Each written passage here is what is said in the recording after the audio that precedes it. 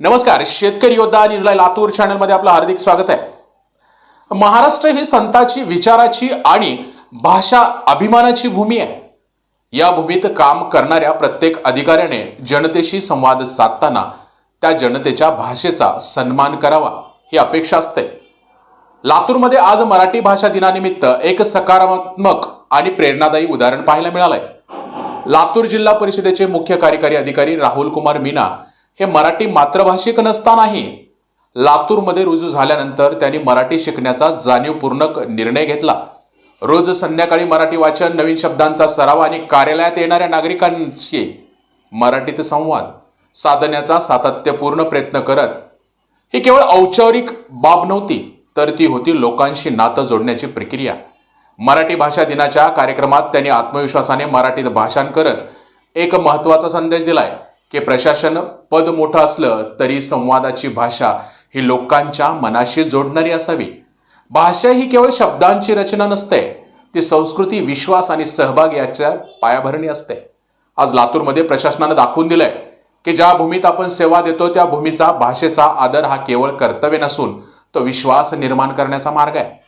मराठी भाषा दिनानिमित्त हे उदाहरण निश्चितच प्रेरणादायी ठरावं आणि प्रशासन व जनता यांच्यातील संवाद अधिक सक्षम व्हावा हीच अपेक्षा.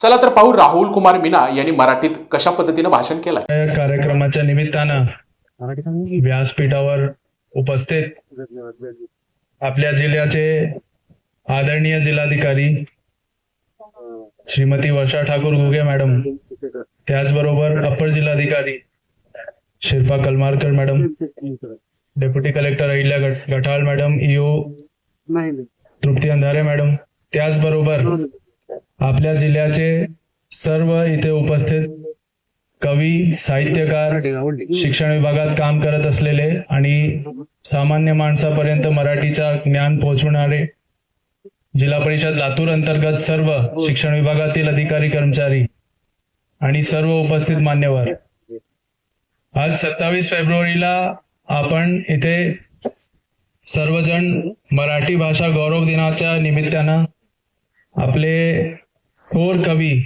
विष्णू वामन शिरवाडकर म्हणजे कुसुमाग्रज यांच्या जयंतीच्या निमित्तानं इथं आपण जमलो आहोत. साहित्यातील त्यांचं योगदान हे फार मोठं आहे, आपण सर्वांना माहिती आहेच. परंतु आजचा हा कार्यक्रम साहित्याकडे वळून न पाहता जनसामान्यामध्ये मराठी भाषेचा महत्त्व याच्याकडे बघून घेणं आजचा उद्देश आहे आपला.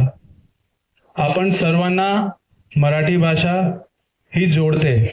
महाराष्ट्रात जनसामान्याची ही आत्मा आहे, त्यांची जीभ आहे, ही मराठी भाषा आहे. मराठी केवळ एक संवादाचा माध्यम नाही आहे. हे आपण आपले महाराष्ट्राचे संत ज्ञानेश्वर, संत तुकाराम, संत नामदेव यांच्यासारखे महान कवी यांची ही भाषा आहे. या जिल्हा परिषदेच्या मुख्य कार्यकारी अधिकारी म्हणून मला आमची यंत्रणा जो आहे त्यांचा मराठी भाषाकडे दोन मुख्य आमचे फोकस किंवा टार्गेट आमचे असतात.